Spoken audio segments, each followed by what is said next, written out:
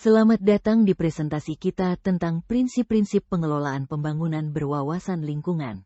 Dalam dunia yang terus berubah dan menghadapi berbagai tantangan lingkungan, penting bagi kita untuk memahami bagaimana pembangunan dapat dilakukan dengan cara yang berkelanjutan.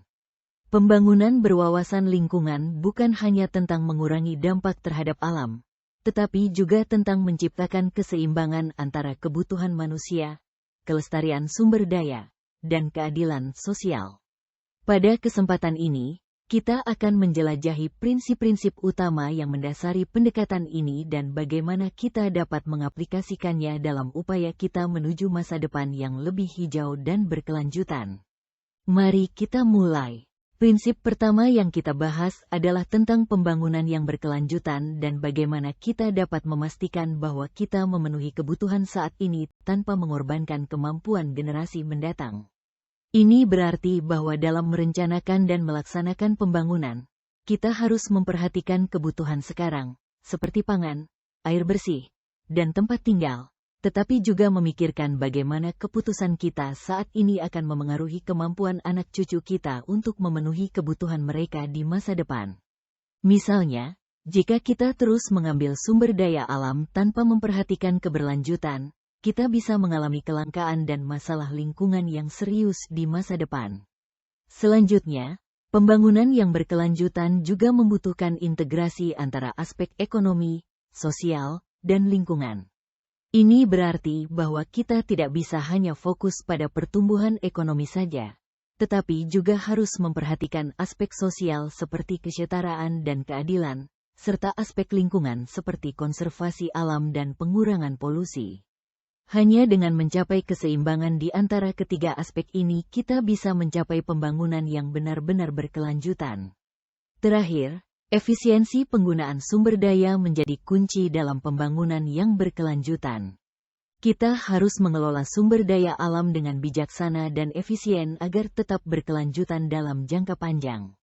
Ini berarti mengurangi pemborosan dan menggunakan teknologi yang ramah lingkungan, serta memastikan bahwa sumber daya alam dikelola dengan baik agar tetap tersedia untuk digunakan oleh generasi mendatang.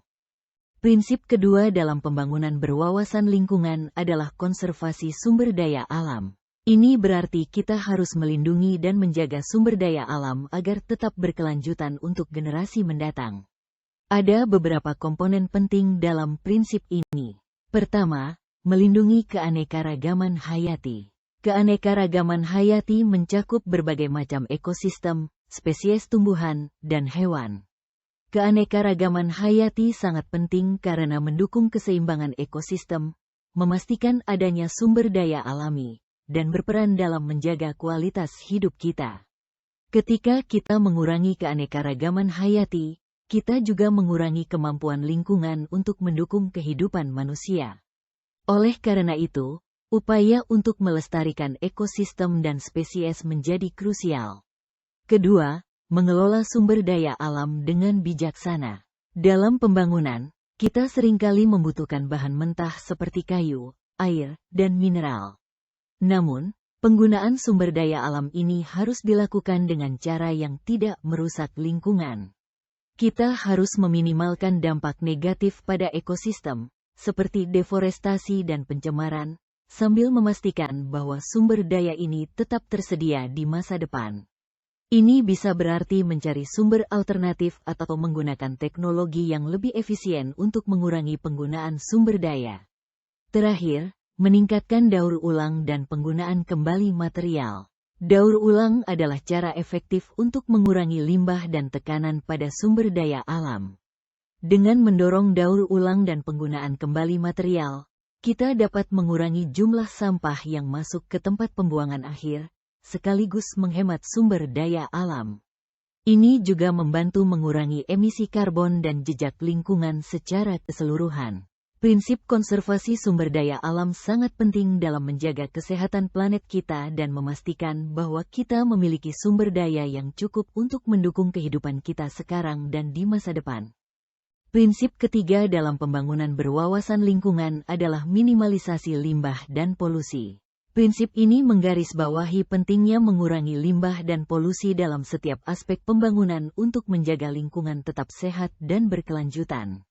Pertama, pengolahan limbah. Limbah yang tidak dikelola dengan baik bisa mencemari tanah, air, dan udara, yang berdampak pada kesehatan manusia dan ekosistem. Oleh karena itu, penting untuk menerapkan teknologi pengolahan limbah yang efektif. Misalnya, menggunakan fasilitas pengolahan limbah yang mampu memisahkan material yang bisa didaur ulang, mengolah limbah organik, dan mengelola limbah berbahaya dengan aman. Teknologi ini membantu mengurangi dampak negatif limbah terhadap lingkungan. Kedua, pengendalian polusi. Polusi bisa datang dari berbagai sumber, seperti industri, transportasi, dan pertanian. Pengendalian polusi melibatkan identifikasi sumber-sumber polusi dan mengambil langkah-langkah untuk menguranginya. Ini bisa termasuk penggunaan alat penyaring udara di pabrik, pengurangan penggunaan bahan kimia berbahaya, dan pembatasan emisi gas rumah kaca. Dengan mengendalikan polusi, kita dapat menjaga kualitas udara, air, dan tanah, yang berdampak langsung pada kesehatan masyarakat. Ketiga, daur ulang dan reuse. Salah satu cara untuk mengurangi limbah adalah dengan mendorong praktik daur ulang dan penggunaan kembali material. Ini bisa dilakukan dengan memilah sampah di sumbernya, mengumpulkan material yang bisa didaur ulang, dan mendukung produk yang menggunakan bahan daur ulang. Daur ulang mengurangi kebutuhan akan bahan mentah baru dan mengurangi limbah yang masuk ke tempat pembuangan akhir. Terakhir, efisiensi energi. Dengan meningkatkan efisiensi energi dalam kegiatan pembangunan, kita dapat mengurangi emisi dan menghemat sumber daya. Contohnya, penggunaan teknologi hemat energi dalam bangunan, transportasi, dan manufaktur. Selain mengurangi polusi, efisiensi energi juga dapat mengurangi biaya dan meningkatkan keberlanjutan secara keseluruhan. Prinsip keempat dalam pembangunan berwawasan lingkungan adalah partisipasi masyarakat. Partisipasi masyarakat penting karena memastikan bahwa pembangunan dilakukan dengan mempertimbangkan kebutuhan dan aspirasi orang-orang yang paling terdampak. Ada beberapa aspek utama dari partisipasi masyarakat dalam konteks pembangunan berkelanjutan. Pertama, konsultasi. Konsultasi adalah proses mendengarkan dan meminta pendapat dari masyarakat yang akan terpengaruh oleh proyek pembangunan. Hal ini mencakup melibatkan masyarakat dalam perencanaan dan pengambilan keputusan. Konsultasi memungkinkan masyarakat untuk menyuarakan kekhawatiran mereka, memberikan umpan balik, dan membantu merancang solusi yang sesuai dengan kebutuhan lokal. Dengan cara ini, pembangunan bisa lebih inklusif dan responsif terhadap kebutuhan masyarakat. Kedua, kolaborasi. Kolaborasi adalah kerjasama antara berbagai pihak, termasuk pemerintah, sektor swasta, dan masyarakat. Kolaborasi ini bisa terjadi dalam berbagai bentuk, seperti proyek pembangunan bersama, kemitraan publik swasta, dan kerjasama dengan organisasi masyarakat sipil. Dengan kolaborasi, berbagai pihak dapat menyatukan sumber daya, ide, dan keterampilan untuk mencapai tujuan pembangunan yang berkelanjutan. Kolaborasi juga dapat membantu membangun kepercayaan dan meningkatkan efisiensi dalam pelaksanaan proyek. Ketiga, pemberdayaan. Pemberdayaan berarti memberikan masyarakat peran serta yang aktif dalam pelaksanaan dan pengawasan pembangunan. Ini bisa melibatkan pelatihan dan pendidikan, sehingga masyarakat memiliki keterampilan dan pengetahuan yang diperlukan untuk berpartisipasi secara efektif. Pemberdayaan juga berarti memberi masyarakat akses ke informasi dan kesempatan untuk ikut serta dalam pengambilan keputusan. Dengan memberdayakan masyarakat, kita memastikan bahwa pembangunan bukan hanya dilakukan untuk mereka, tetapi juga bersama mereka. Prinsip kelima dalam pembangunan berwawasan lingkungan adalah keseimbangan ekologis. Prinsip ini menekankan pentingnya menjaga hubungan yang harmonis antara manusia dan alam. Untuk mencapai keseimbangan ekologis, ada beberapa hal yang perlu diperhatikan. Pertama, perlindungan habitat. Habitat adalah tempat tinggal alami bagi berbagai spesies tumbuhan dan hewan. Melindungi habitat alami sangat penting untuk menjaga keseimbangan ekologis, karena setiap spesies memiliki peran dalam menjaga fungsi ekosistem. Hilangnya habitat dapat menyebabkan hilangnya spesies dan mengganggu keseimbangan alam. Oleh karena itu, upaya perlindungan habitat meliputi konservasi lahan, pengelolaan hutan yang berkelanjutan, dan pembentukan kawasan lindung untuk mencegah kerusakan habitat. Kedua, konservasi keanekaragaman hayati. Keanekaragaman hayati mencakup berbagai spesies, ekosistem, dan proses alam yang saling mendukung. Konservasi keanekaragaman hayati membantu menjaga keseimbangan alam dan memastikan bahwa ekosistem dapat berfungsi dengan baik. Ini bisa dilakukan dengan melindungi spesies yang terancam punah, mendukung proyek-proyek restorasi ekosistem, dan mengurangi aktivitas yang dapat merusak keanekaragaman hayati, seperti deforestasi dan penangkapan ikan secara berlebihan. Ketiga, adaptasi perubahan iklim. Perubahan iklim adalah salah satu tantangan terbesar bagi keseimbangan ekologis saat ini. Dampaknya, seperti peningkatan suhu global, kenaikan permukaan laut, dan perubahan pola cuaca, dapat mengganggu ekosistem dan habitat. Untuk menjaga keseimbangan ekologis, kita perlu mengembangkan strategi adaptasi, seperti meningkatkan ketahanan ekosistem, memanfaatkan teknologi ramah lingkungan, dan mengurangi emisi gas rumah kaca. Adaptasi perubahan iklim juga melibatkan upaya untuk membantu komunitas yang terkena dampak perubahan iklim agar tetap dapat beradaptasi dengan perubahan tersebut. Prinsip keenam dalam pembangunan berwawasan lingkungan adalah efisiensi energi. Energi adalah salah satu kebutuhan dasar manusia, tetapi cara kita memproduksi dan mengkonsumsi energi memiliki dampak besar pada lingkungan. Oleh karena itu, efisiensi energi menjadi kunci untuk pembangunan yang berkelanjutan. Mari kita lihat beberapa komponen penting dari prinsip ini. Pertama, penggunaan energi terbarukan. Energi terbarukan adalah energi yang berasal dari sumber yang tidak akan habis, seperti matahari, angin, dan air. Dengan memanfaatkan energi terbarukan, kita dapat mengurangi ketergantungan pada bahan bakar fosil, yang menghasilkan emisi gas rumah kaca dan berkontribusi pada perubahan iklim. Misalnya, panel surya dapat digunakan untuk menghasilkan listrik dari sinar matahari, dan turbin angin dapat mengubah energi angin menjadi listrik. Ini adalah cara yang lebih ramah lingkungan untuk memenuhi kebutuhan energi kita. Kedua, teknologi hemat energi. Teknologi yang efisien dalam penggunaan energi dapat membantu mengurangi konsumsi energi dan emisi karbon. Ini mencakup penggunaan peralatan listrik yang hemat energi, seperti lampu LED dan peralatan elektronik berlabel Energy Star. Selain itu, bangunan hijau atau bangunan yang didesain dengan prinsip keberlanjutan menggunakan isolasi yang baik, jendela hemat energi, dan sistem pemanas atau pendingin yang efisien. Dengan teknologi hemat energi, kita dapat menggunakan energi lebih sedikit untuk mencapai hasil yang sama. Ketiga, kesadaran energi. Untuk mencapai efisiensi energi, masyarakat perlu memahami pentingnya menghemat energi dan mengurangi dampak lingkungan. Kesadaran energi bisa ditingkatkan melalui kampanye pendidikan, program pelatihan, dan kebijakan pemerintah yang mendorong penggunaan energi secara bijaksana. Kesadaran energi juga melibatkan tindakan sehari-hari, seperti mematikan lampu saat tidak digunakan, mengurangi penggunaan alat elektronik, dan beralih ke transportasi yang lebih ramah lingkungan. Prinsip ketujuh dalam pembangunan berwawasan lingkungan adalah teknologi ramah lingkungan. Teknologi memainkan peran penting dalam menentukan bagaimana kita berinteraksi dengan lingkungan dan dalam upaya mengurangi dampak negatif dari aktivitas manusia. Berikut adalah beberapa aspek utama dari prinsip ini.